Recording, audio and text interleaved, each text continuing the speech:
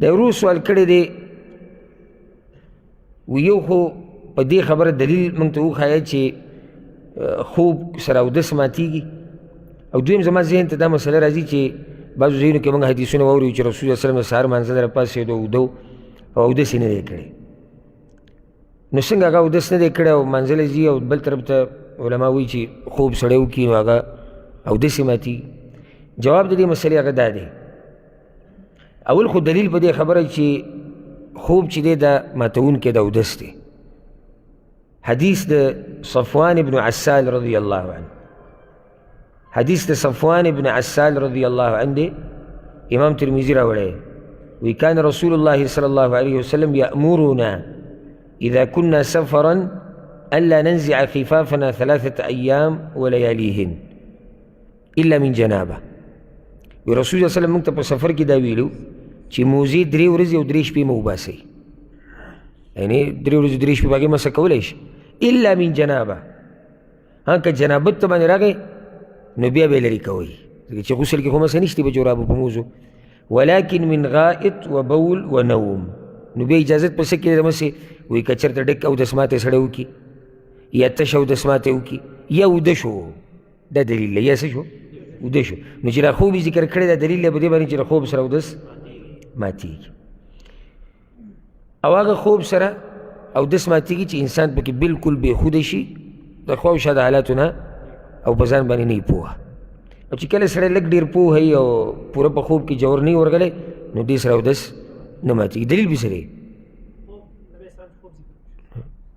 نو دا هم خوب دی نه، حدیث کې خو سره ډوب ټکی نه دی راغلی.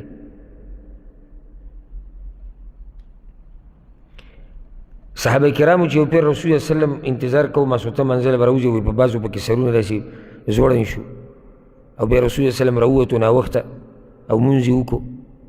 دغه کسانو بیا اودس نه دی کړی، د کومو چې سرونه پرې درانه شوي یا د خوب په اولنۍ مرحله کې ورننوتي. پته چې تاسو به دا اورېدلي که نه وي، ما خو ډېر پیرې بیان کړی. نو دا دلیل دی په دې باندې چې په دغه خوب سره اودس نه ماتېږي. د خوب د اولنۍ مرحله چې هسې جټکې یا پر کالي چې ورته ویلی کېږي په دې سره اودس نه ماتېږي، جوور خوب سره اودس ماتېږي. خو دلته بل طرف ته حدیث دی د عبدالله بن عباس، امام بخاري امام مسلم راوړی دی. په هغې اخر په حدیث په اخره کې دا دي چې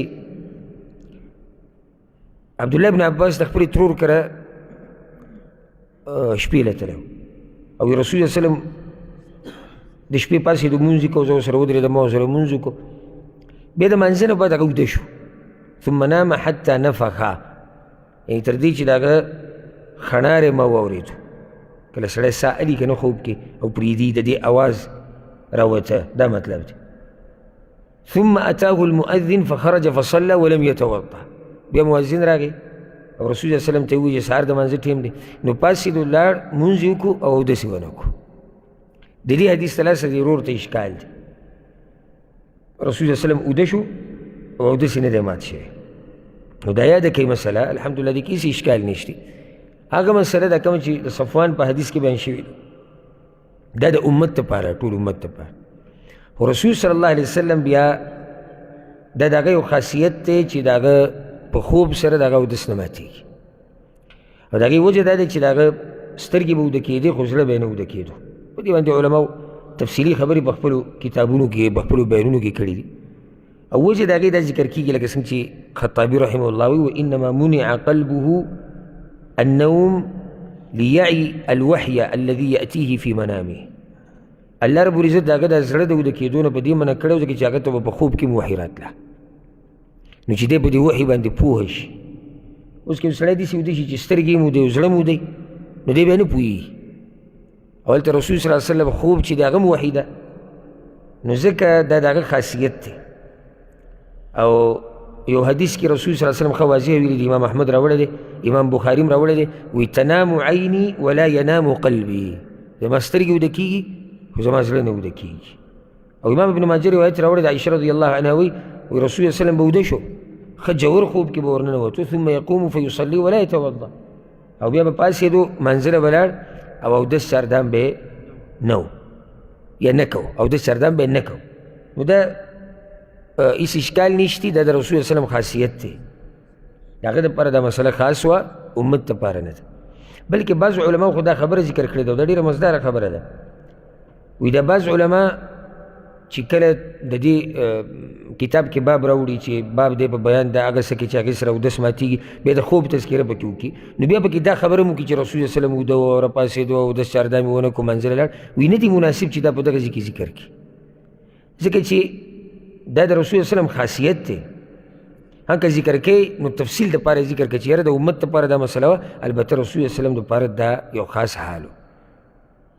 نو الحمدلله په دې کې هېڅ اشکال نشته. او که داسې موږ په دې سره اشکال لا پیدا کوو چې یاره دا څنګه او رسول صلی الله علیه وسلم ولې داسې نه کول، نو داسې خو ډېر کارونه دي چې هغه د رسول صلی الله علیه وسلم دپاره خاص دي.